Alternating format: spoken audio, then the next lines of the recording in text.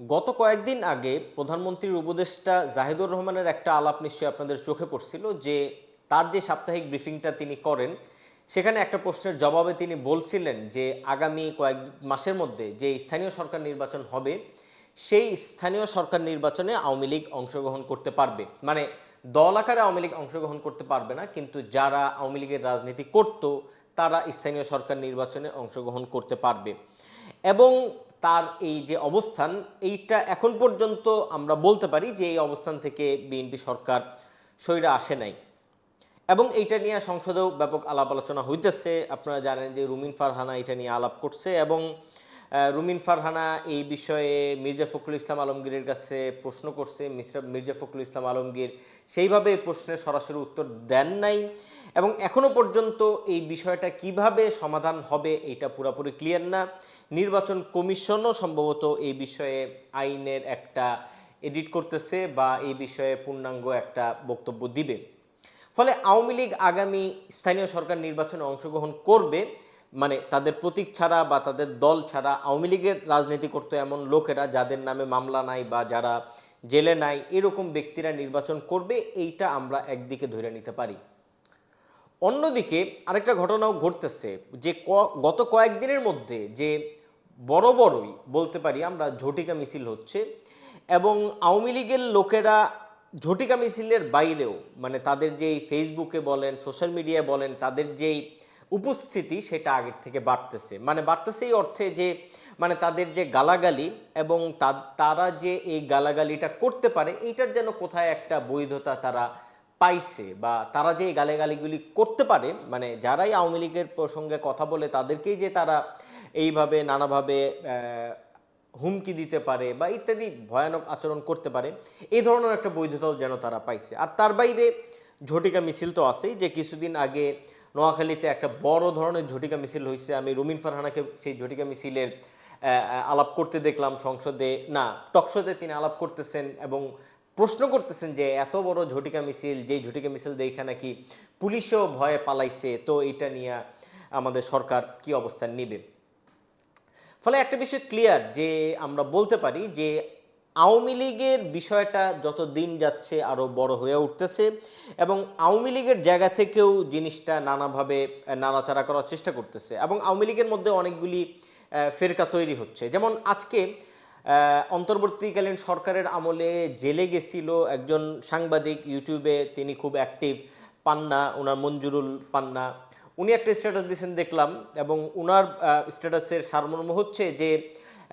তারা তো জামাতে ইসলামের বা এই যে মব সংস্কৃতি জামাতে ইসলাম অন্তর্বর্তী আমলে বা ইসলামী ফ্যাসিস্ট যে আমল মানে যেই রাজনীতিটা করতো এটার তো বিরোধিতা করে, কিন্তু পান্না একই সঙ্গে বলতেছেন যে দেশের বাইরে যেই লোকেরা নানা ধরনের হাঙ্গামা ইত্যাদি করে সেটাকেও তারা সমর্থন করেন না। মানে এক প্রকার ওই যে হাসনাত আবদুল্লার উপরে যেই ডিম নিক্ষেপের ঘটনা ঘটলো এবং দেশের বাইরে যে এই ঘটনাগুলি ঘটতেছে এটাও তারা পুরাপুরি সাপোর্ট করেন না বা এরকম একটা ফেরকাও দেখা যাচ্ছে। অন্যদিকে আওয়ামী লীগের আরেকজন সাংবাদিক নবনীতা, তিনি দেখলাম যে কিছুদিন আগে কমনওয়েলথের একটা বরাতে ব্যাপক আলাপ আলোচনা করলেন যে কমনওয়েলথের যে মহাসচিব তিনি নাকি ওবায়দুল কাদেরকে বা আওয়ামী লীগকে চিঠি দিচ্ছেন এবং এটা নিয়ে মেইন স্ট্রিম মিডিয়া আলাপ দেখলাম না, কিন্তু আওয়ামী লীগ এগুলো নিয়ে আলাপ করতেছে। ফলে আওয়ামী লীগ নিজেও একভাবে হাজির হতে চাচ্ছে এবং তারা ঝটিকা মিছিলগুলি করতেছে এবং ককটেল মারার মতো ঘটনাও ঘটতেছে। ফলে আমি এই যে আলাপটা করতেছি এই আলাপের মধ্য দিয়া আমি মূলত যেই জিনিসটা উত্থাপন করতে চাচ্ছি সেটা বা যেই জিনিসটা বুঝতে চাচ্ছি সেটা হচ্ছে এই ঘটনাগুলির মধ্য দিয়ে আওয়ামী লীগের যে অবস্থান তৈরি হইতেছে সেইটাকে আসলে বিএনপি কিভাবে দেখে। দেখেন, স্থানীয় সরকার নির্বাচনে বিএনপি যে আওয়ামী লীগকে অ্যালাউ করতে যাচ্ছে বা আওয়ামী লীগের কিছু লোককে যে অ্যালাউ করতে যাচ্ছে, এখানে বিএনপির যে উদ্দেশ্য সেটা মেবি পরিষ্কার, যে তারা হয়তো আওয়ামী লীগের ভোটগুলি যেন জামাতের দিকে না যায় এই ধরনের একটা কিছু চায়। মানে তারা যদি আওয়ামী লীগকে সরাসরি নির্বাচন করতে না দেয় এবং যত দিন যাবে তত দিন এই আওয়ামী লীগের ভোটগুলি আওয়ামী লীগের এই ঝটিকা মিছিল ফিছিল ইত্যাদি মিলাইয়া তাদের তো একটা কোথাও দাঁড়াইতে হবে, ফলে তারা জামাতের সঙ্গে দাঁড়ায় যেতে পারে। এইটা একটা ভয় বিএনপির জন্য, ফলে বিএনপি সম্ভবত এই ভয় থেকে তাদের রাজনীতিটা অ্যালাউ করতেছে। এবং আওয়ামী লীগের আরেকটা জায়গাও আছে যে আওয়ামী লীগ হয়তো ভাবছিল যে বিএনপি সরকার ক্ষমতায় আসলে তাদেরকে হয়তো একভাবে স্পেস কইরা দিবে, কিন্তু বিএনপি তো আসলে স্পেস কইরা দেয় নাই। সন্ত্রাস বিরোধী আইনে আওয়ামী লীগের রাজনীতি এখনও নিষিদ্ধ আছে। তো এখন আমার কথা হচ্ছে যে বিএনপি আসলে এই জিনিসটা কিভাবে দেখতেছে। বিএনপি যদি জাস্ট এইভাবে দেখে যে আওয়ামী লীগের ভোটগুলি জামাতের দিকে চলে যাবে, এই কারণে তারা আওয়ামী লীগকে একটু একটু করে জায়গা দিবে, আমি মনে করি যে বিএনপির এই চিন্তাটা অপূর্ণাঙ্গ, বা এই চিন্তাটার মধ্য দিয়ে আমরা আসলে পুরা ক্লিয়ার কোনো আইডিয়া পাই না। এখানে যে বিষয়টা রিস্কি সেটা হচ্ছে যে আওয়ামী লীগকে কেন্দ্র কইরা এখানে ইভেন জুলাইয়ের যে নেতারা, অন্যান্য দল তো অবশ্যই, বিএনপি তো অবশ্যই,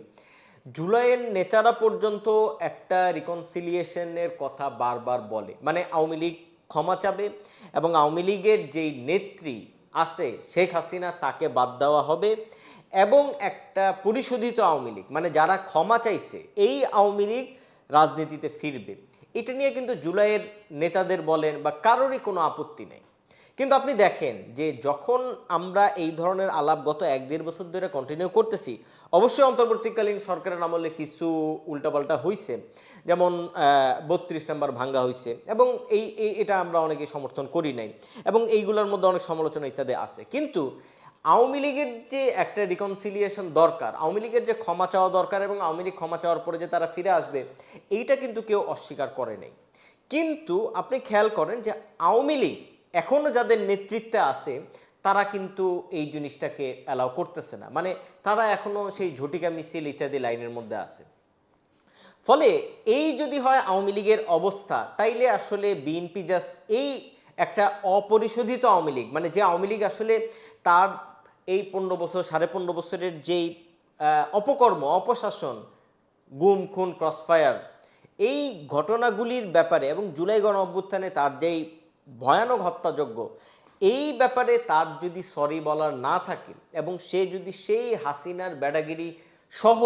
ফিরতে চায়, এবং বিএনপি যদি অ্যালাউ করে, সেটা আমি মনে করি এইটা খুবই অপূর্ণাঙ্গ এবং খুবই ঝুঁকিপূর্ণ একটা জায়গা। আওয়ামী লীগকে অবশ্যই আওয়ামী লীগকে ক্ষমা চাওয়াইতে হবে, এবং আওয়ামী লীগ ক্ষমা না চাইলে আওয়ামী লীগ যা জামাতের লগে চলে যাবে,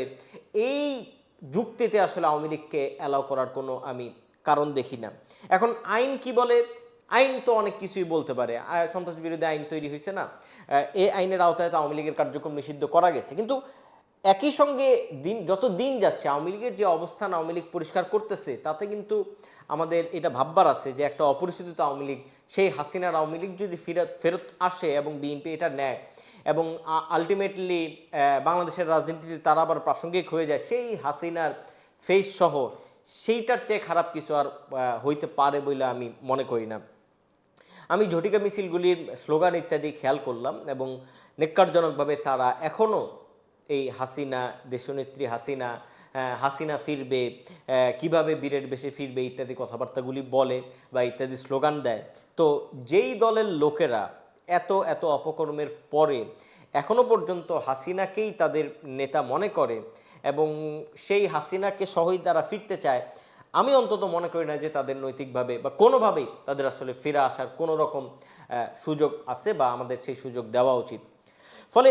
পান্না যে কথাটা বলতেছেন, বা এরকম আরও যারা হয়তো আলাপগুলি তুলবেন যে শেখ হাসিনার বাইরে এবং দেশের বাইরে এই জুলাইয়ের নেতাদেরকে হত্যাযোগ্য করা, বা এই জুলাইয়ের সঙ্গে জড়িত সকল ব্যক্তিদেরকে হত্যাযোগ্য করা, বা এই যে হাঙ্গামা, বা এই যে ঝটিকা মিছিলের মধ্যে হাসিনার যেই হাসিনাকে ফিরে আনার যে স্লোগান ইত্যাদির ভিতর দিয়ে যারা আওয়ামী লীগকে ফিরে আনার চেষ্টা করতেছে, তার বাইরেও একটা আওয়ামী লীগ বা একটা পরিশোধিত আওয়ামী লীগের কথা পান্না বা এরকম আরও কেউ কেউ হয়তো বলবে। আমি মনে করি যে সেই রকম যদি বলার কোনো স্পেস তৈরি হয়, বিএনপির সেই জিনিসটাকে অ্যাপ্রিসিয়েট করা উচিত, এবং সেই রকম রাস্তা দিয়েই যদি কেবল আওয়ামী লীগ আসে, সেইটাকেই কেবল বিএনপি আসতে দিতে পারে। এর বাইরে বিএনপি যদি জাস্ট ভোট হারানোর ভয়ে, বা জামাত আর আওয়ামী লীগ ট্যাগ হয়ে যাবে এই ভয়ে এই রকম হাসিনা আওয়ামী লীগকে ফেরানোর চিন্তা করে, অবশ্যই আমরা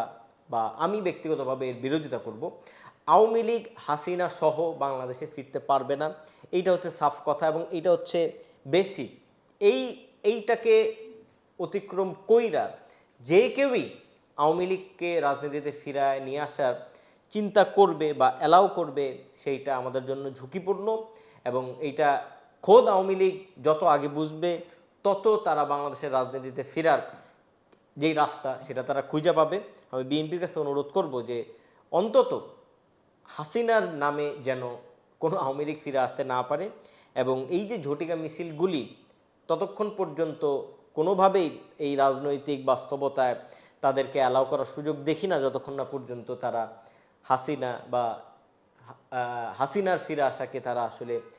স্লোগানে রূপান্তর করে এই রাস্তাঘাটে আন্দোলন ইত্যাদি করবে বা ঝটিকা মিছিল করবে।